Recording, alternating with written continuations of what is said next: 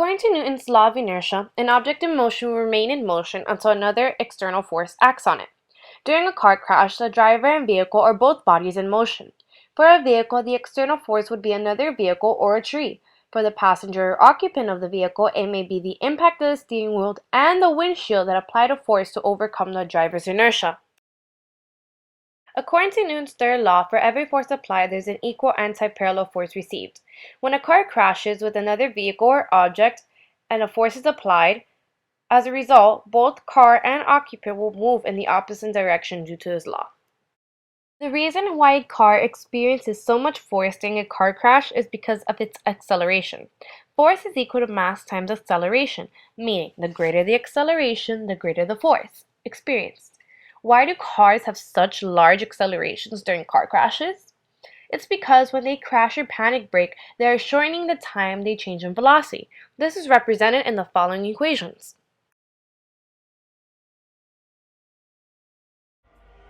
In places in the winter, you might want to keep friction in mind because that is what causes most automobile accidents on icy roads. Braking distance can be calculated by using velocity squared over 2 times gravity times coefficient of friction. Notice that the initial velocity is squared, meaning if you travel twice as fast, your stopping distance is squared, not doubled. A higher coefficient of friction decreases your stopping distance. In this car crash, due to the ice, the tires were using kinetic friction instead of static friction, which is very bad. These are some common coefficients of kinetic and static friction. Notice how the coefficient of static friction on ice is 1/3 of the static friction on a regular road. A vector is a magnitude and a direction. Displacement, velocity, and accelerations are all vectors. And those are all very important things to understanding car crashes, meaning vectors plays a major role in understanding car crash physics. The cool thing about vectors is that they have the ability to cancel each other out. In any physics problem or equation, if it includes a vector, then it includes a direction. And there's a possibility that the directions can cancel out in a system. Like for example in car crashes. And the example right here, the red car is moving in the positive x direction and then the blue car is moving in the negative x direction. And if they're both moving at the same velocities and they both have the same mass, their momentums will cancel out and your momentum of the system will be zero. Relative motion is the ratio of an object relative to another object, which is what most car crashes are all about. But there's some rules to relative motion. If two cars are traveling in the same direction, you subtract. When two cars are traveling in different directions, you would add. When you're approaching, the displacement will be less than zero and so will its velocity. But when you're separating, the displacement will be greater than zero and so will its velocities. The position-time equation of motion can be used to find out the final position of a car after a certain period of time. This equation is final position is equal to initial position plus velocity times the elapsed time, which is shown in the formula x final is equal to x initial plus vt. Also, if you would like to know if the two vehicles are moving at a constant velocity before a moment of impact, the equation for constant velocity is always going to be a straight line.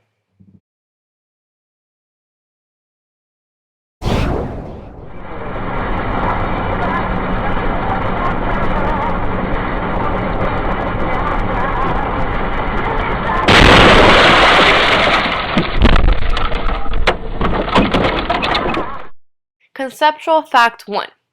Kinetic energy is a scalar quantity calculated with the formula kinetic energy is equal to 1/2 mass velocity squared. Most car crashes are inelastic collisions, meaning during a car crash, kinetic energy is not conserved. Part of the initial kinetic energy is converted into heat, sound, or other forms of energy, as shown in the diagram. Let's look at the effect of certain car crashes at different speeds.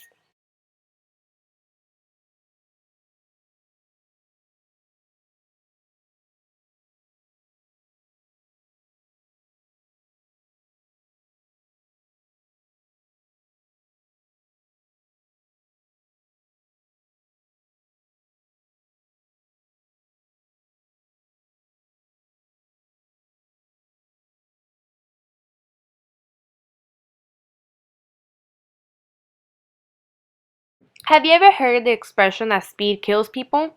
We all know that the faster a car is traveling right before a moment of impact, the greater the damage. But why? Kinetic energy of an object is directly proportional to the square of its velocity. The greater the velocity, the greater the amount of energy produced. This is shown in the equation kinetic energy is equal to 1/2 mass velocity squared. Since velocity is squared, when you double the speed, you're actually quadrupling the amount of energy in the collision. Work refers to an activity involving a force and a movement in the direction of the force. For example, the force of the red car is 20 newtons, pushing the blue car 5 meters in the direction of the force, which equals 100 joules of work. In a head-on collision of two identical cars traveling at the same speed, the momentum of the system would cancel out. Since momentum is a vector quantity, the momentums would cancel each other out because one vehicle will be moving in the positive x direction while the other one will be moving in the negative x direction. A collision is a situation where two objects free from external forces strike one another. Momentum is conserved when objects collide. Let's look at the different types of collisions and their characteristics. In a car crash that experiences an elastic collision, both momentum and kinetic energy is conserved. Final kinetic energy of the system is equal to its initial kinetic energy, and colliding objects rebound elastically.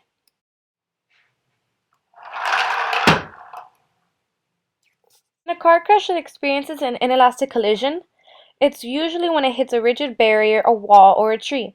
Only momentum is conserved and kinetic energy is lost to other forms of energy. You see this when the initial velocity is not equal to its final velocity at the end.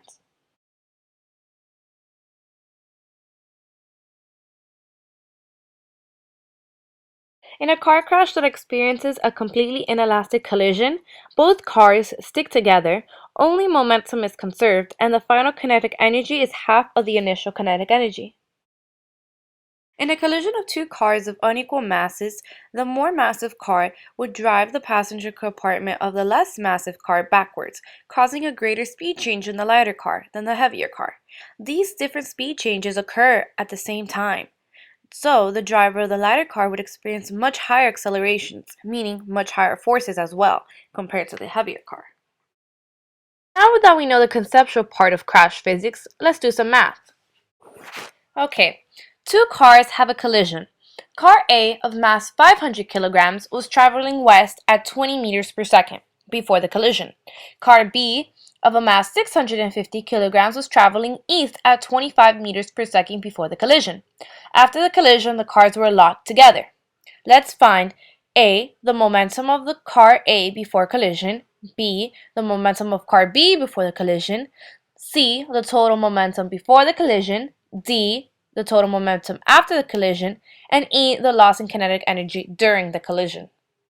Well, the first step into solving a physics problem is to draw out your problem and list your knowns and your unknowns, which it will most likely look a little something like mine. Part A is asking us for the momentum of car A before the collision. Momentum is equal to mass times velocity. Momentum of car A is equal to 500 kilograms times negative 20 meters per second. We end up with momentum of car A is equal to negative 10,000 kilograms times meters per second. Part B is asking us for the momentum of car B before the collision.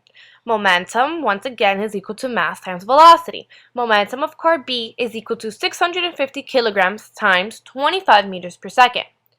Momentum of car B is equal to 16,250 kilograms times meters per second. Part C is asking us for the total momentum before the collision. Total momentum is equal to momentum of car A plus momentum of car B before the collision. This is a vector addition, so momentum total before the collision is equal to negative 10,000 kilograms times meters per second plus 16,250 kilograms times meters per second. The total momentum before the collision will equal to 6,250 0.0 kilograms times meters per second. Part D is asking us for the total momentum after the collision. According to the conservation of momentum, initial momentum will equal to the final momentum. Since this system is considered to be an isolated one and external forces are being neglected, we can say that this is true in this situation. So, initial momentum is equal to final momentum. So, momentum after the collision would also equal to 6,250.0 kilograms times meters per second. Part E is asking us for the loss of kinetic energy during the collision. We do not know the final velocity of the two vehicles, but we can find this out using simple algebraic equations. We know that momentum is equal to m times velocity. When we rewrite this equation to find out for final velocity is equal to momentum total final over mass final, which is 6,250 kilograms times meters per second over 500 kilograms plus 650 kilograms, which is equal to 5.4347 meters per second. Final kinetic energy is equal to 1/2 mass velocity squared. Kinetic energy final is equal to 1/2 times 1,150 kilograms times 5.4347 meters per second squared. Kinetic energy final is equal to 16,983 joules. To find the initial kinetic energy, it will be 1/2 of mass A times velocity A squared plus 1/2 mass B times velocity B squared, which is equal to 100,000 plus 203,125, which is equal to 303,125 joules. The loss of kinetic energy during a collision is equal to kinetic energy final minus kinetic energy initial. This is equal to 16,983 joules minus 303,125 joules. The loss of kinetic energy during the collision is equal to negative 286,142 joules. Well, this is the end for this video, but young drivers, old drivers, drivers of all ages, let's keep in mind that car crashes of any kind are very dangerous and may be fatal. So let's be responsible on the road and never text and drive, and always drive on the speed limit and always be conscious while we're driving.